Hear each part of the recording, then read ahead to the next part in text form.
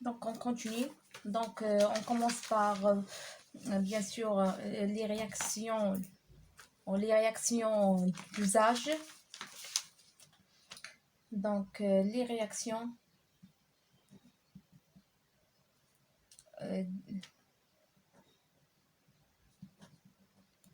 d'usage. Donc, les réalisations, la réalisation ou les réalisations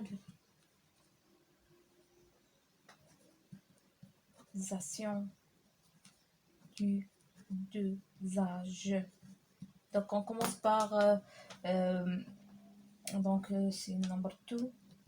I think c'est number 2. On passe par number 1. C'est le colorimétrique.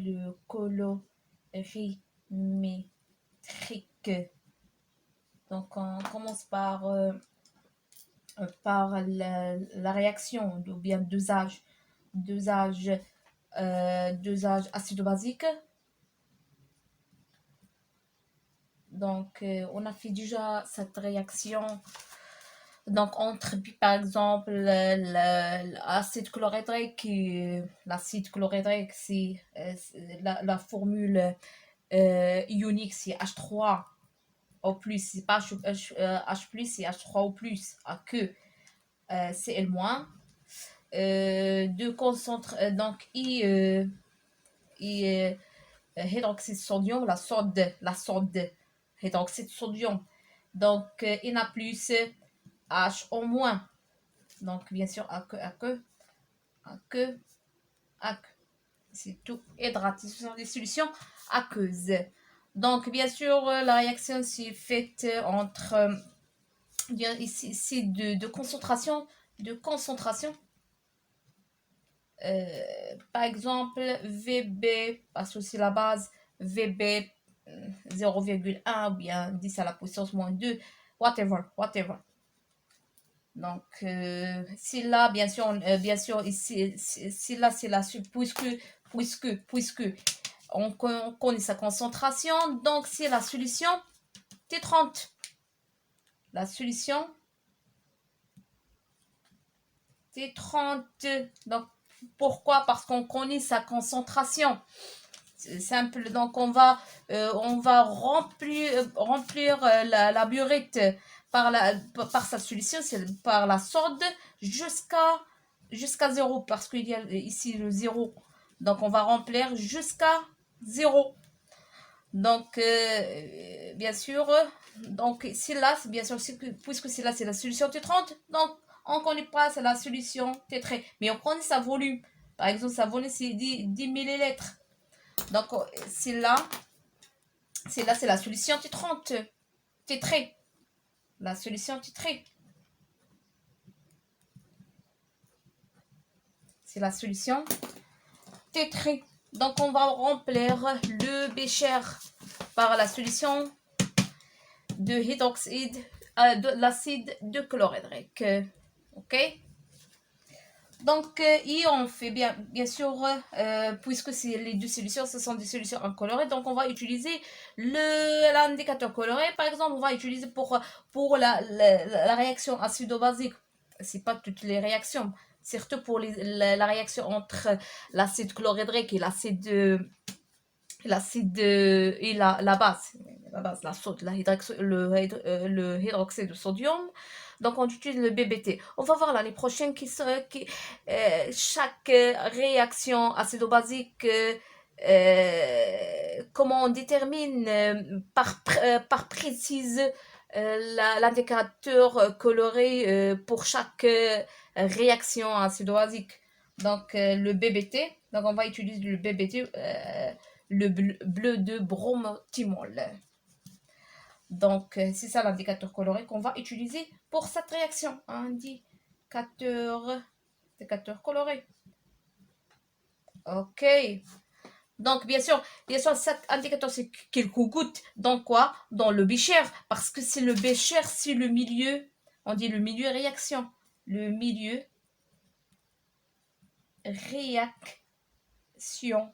le milieu réactionnel. On dit sur le Bécher, c'est le milieu réactionnel. Le milieu où il y a la réaction. Il s'appelle aussi le milieu réactionnel. Donc, on met quelques gouttes dans le bécher où il y a quoi? Où il y a l'acide. Bien sûr, la couleur de milieu réactionnel, c'est le jaune. Parce que le BBT prend la couleur jaune dans le milieu acide. Ok, donc on commence. Bien, chaque fois on verse quelques lettres. Chaque fois on verse. S'il y a là, bien sûr, le changement de la couleur, jaune vers la couleur bleue, donc c'est l'intermédiaire, c'est la couleur vert. Donc on dit qu'on arrive au point d'équivalence. Donc n'oubliez pas que donc on verse quelques gouttes seulement, quelques millilitres de la solution T30. Ok. Et après, donc quelles sont les réactions? Donc on passe, quelle est l'équation de la réaction? L'équation de la réaction acido-basique. N'oubliez pas si cette réaction, c'est une réaction rapide, totale et unique. Donc, pas de réaction entre celle-là et celle-là, bien sûr. Entre Cl- et Na+, pas de réaction. Ce sont des spectateurs, ce sont des réactifs, ce sont des ions inactifs. L'équation de la réaction de dosage. Ok. J'espère, Inch'Allah, qu'on est clair. Ok. Donc on passe. Celle-là, elle appartient. C'est H3O+, qui va réagir avec celle-là. N'oubliez pas que celle-là, ça ne réagit pas avec Cl-. Donc c'est parce que c'est l'acido-basique. Donc il contient H. Donc c'est là le transfert de H, le transfert de protons H+. Donc cela appartient à quels sont les couples mis en jeu, les couples mis en jeu, les couples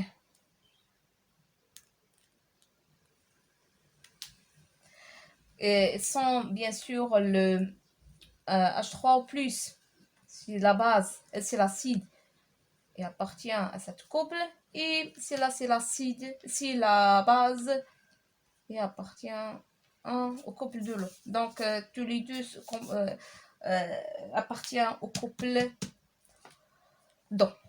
Donc, H3O+, réagir avec H-, c'est pas avec H2O. Un seul flèche, donc un seul sens. Donc, dans H2, clair. Donc, on passe au tableau d'avancement. Donc, le plus important, c'est de connaître le tableau d'avancement.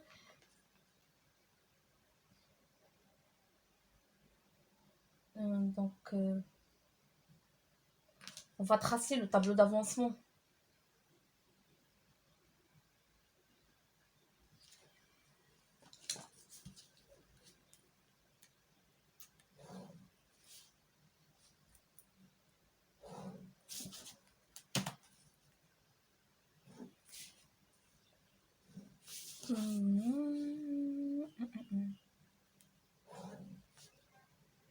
Donc, on va. État d'avancement.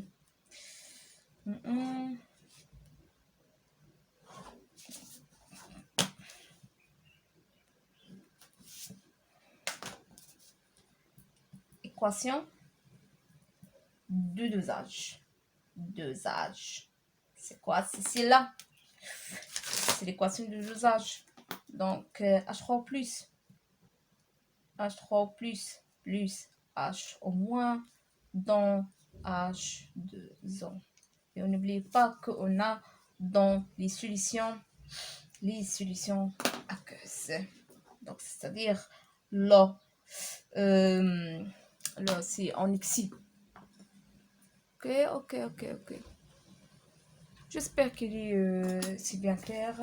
Donc, avancement. État.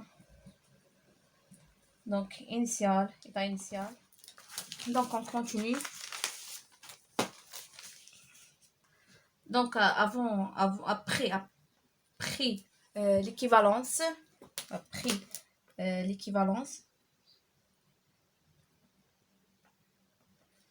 donc, bien sûr, ici, c'est la quantité de matière en mol. Donc, il faut bien tracer le tableau d'avancement en mol. Bien sûr, l'année prochaine, on va faire aussi, donc on utilise le millimol. Donc, 4. Donc ici, en XI, on va utiliser en XI. Parce que c'est, ou bien solvant, parce que c'est la H2O. Le H2O, c'est en XI parce qu'on utilise des solutions aqueuses. Il y a déjà l'eau. Donc ici, c'est l'état d'avancement 0. Donc, soit, si on parle du milieu réactif, si le Becher, on dit qu'il y a bien sûr le Ca, c'est le volume, la concentration fois le volume, c'est la quantité de matière. Mais dans le milieu réactif, pas de la solution T30, c'est la solution, c'est la soude. Donc pas de soude, pas de la solution hydroxyde de sodium. Soit on met 0, soit si l'état c'est la première verse. Si on parle de la première verse, on dit que c'est V de B fois V de B versé. Soit on met 0 ici, c'est-à-dire quoi? Que au début, il y a la solution T30 dans le labyrinthe et pas de la solution T3 dans le milieu actif. Sinon, on peut mettre soit 0 ici, soit on mettre, c'est la première verse. On dit VB fois le volume versé. Donc, ici, c'est X. Ici, c'est final. Final ou bien équilibre. On dit aussi équilibre.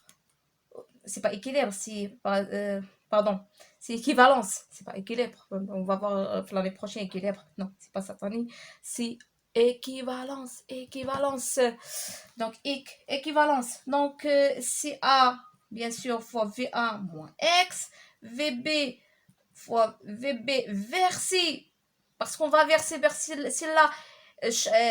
Tout est constant. C'est là, chaque fois, la quantité de matière change. La quantité de matière de celle-là change chaque fois parce que chaque fois on verse un volume.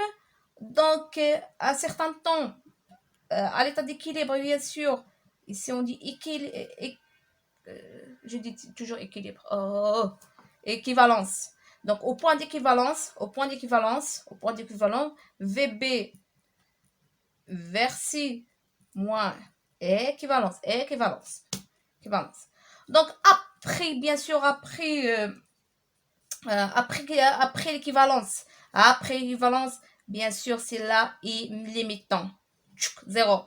Chaque fois, on verse. Donc, pas de réaction. Donc, VB versé. Sinon, c'est pas la peine de mettre cette casier ou bien cette ligne. Donc, versé. Versé bien. C'est là, il change chaque fois. Attends. Ici, on dit VB, V, ici, équivalence. Donc, le volume, c'est le volume B pour arriver à l'équivalence. Donc, soit ici, c'est la même chose, pas de pas de changement, d'avancement, parce que pas de réaction, parce que le X l'avancement, lié à la réaction. Il y a la réaction, donc X change. Pas de réaction, X, stop. Pas de réaction. Ok. Ça veut dire quoi? Ah, l'état de... Donc, on passe. Si là, c'est pas très important. Si là, si c'est important. Si là et c'est là. C'est l'initial et la finale. Finale. C'est-à-dire quoi? Finale, c'est à l'état d'équivalence. C'est plus important. Donc, on passe. Donc, à l'état d'équivalence, on sait que à l'état d'équivalence, les deux réactifs sont limitants. On dit déjà que les deux réactifs sont limitants. Donc, les deux réactifs sont limitants. C'est-à-dire que si là, c'est là, c'est-à-dire que VA fois moins X équivalence égale à 0. C'est-à-dire si c'est là égal à 0. Parce que limitant V de B fois VB équivalence moins X équivalence égale à 0. D'après cette relation, on arrive à quoi? VA moins VA fois VB égale VB équivalence. On dit que quand c'est là, ça s'appelle quoi? C'est une relation d'équivalence. Ok. Relation d'équivalence, pardon. Relation d'équivalence.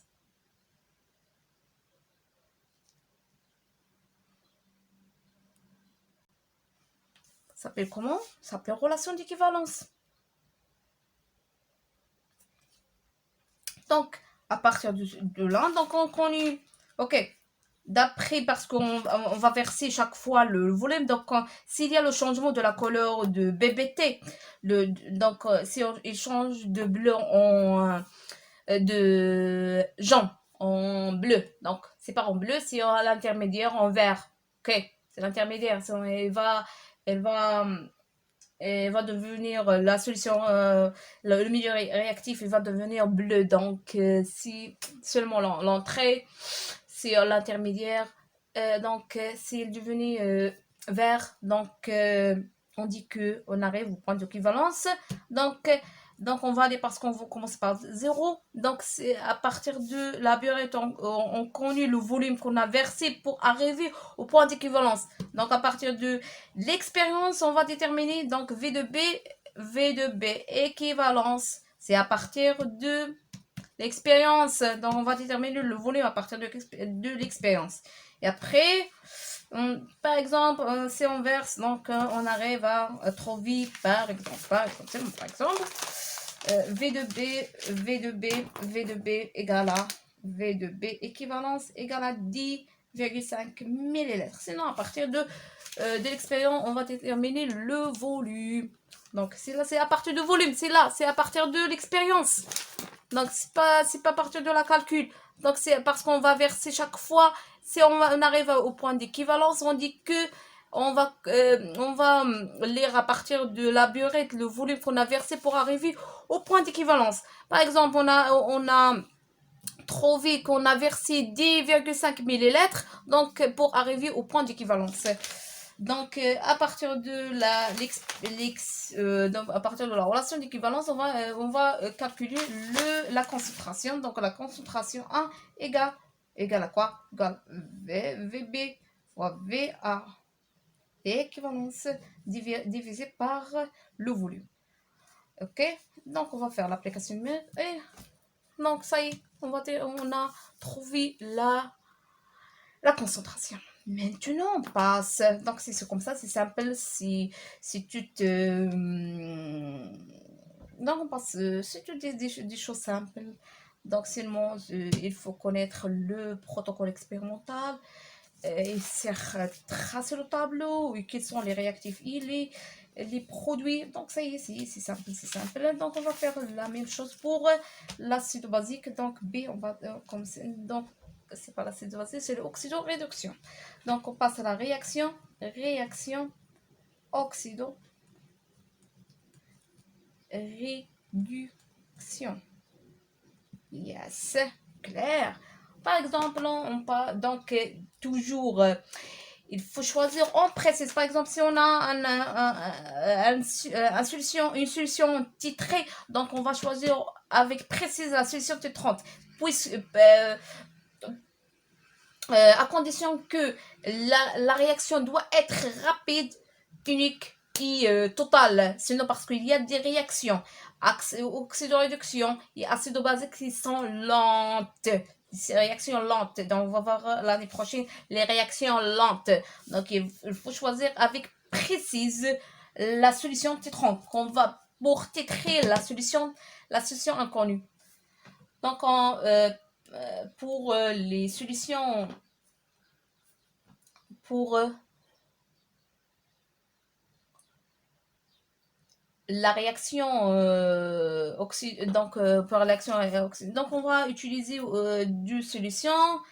La première solution, c'est le sulfate de cuivre, sulfate de fer, le sulfate de fer de plus CO4 de moins, sulfate, parce que c'est là, c'est une de sulfate de fer, fer 2. Et permanganate de potassium, c'est ça, c'est le potassium. Et c'est la permanganate. L'ion de permanganate, à part c'est ça le nom, sulfate. C'est l'ion de sulfate, c'est l'ion de fer 2. Et permanganate de potassium. Permanganate de potassium. C'est là, c'est l'ion de potassium. Et c'est là, c'est l'ion de permanganate. Bien sûr, c'est là, c'est la couleur. Donc, elle a incoloré. Ici, là aussi, incoloré. Celui-ci incoloré. Et c'est là, c'est violente. Ok. C'est la couleur violet. Et c'est là, c'est la couleur vert. Ok. Donc, soit on prend, c'est là du 2. Donc, par exemple, on prend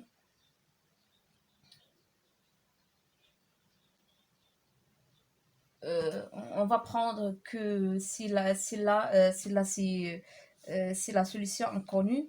Donc, c'est la solution inconnue de la solution inconnue, c'est la solution tétrée. Si à partir d'un exercice, on dit que c'est ou bien au laboratoire du champ, je veux voir quelle est la concentration de cette solution. Donc, c'est ça, c'est un titré, donc on ne connaît pas sa concentration, mais on connaît le volume, bien sûr. Donc, ici, on va remplir. Bien sûr, on connaît la concentration, on connaît cette concentration. On connaît la concentration.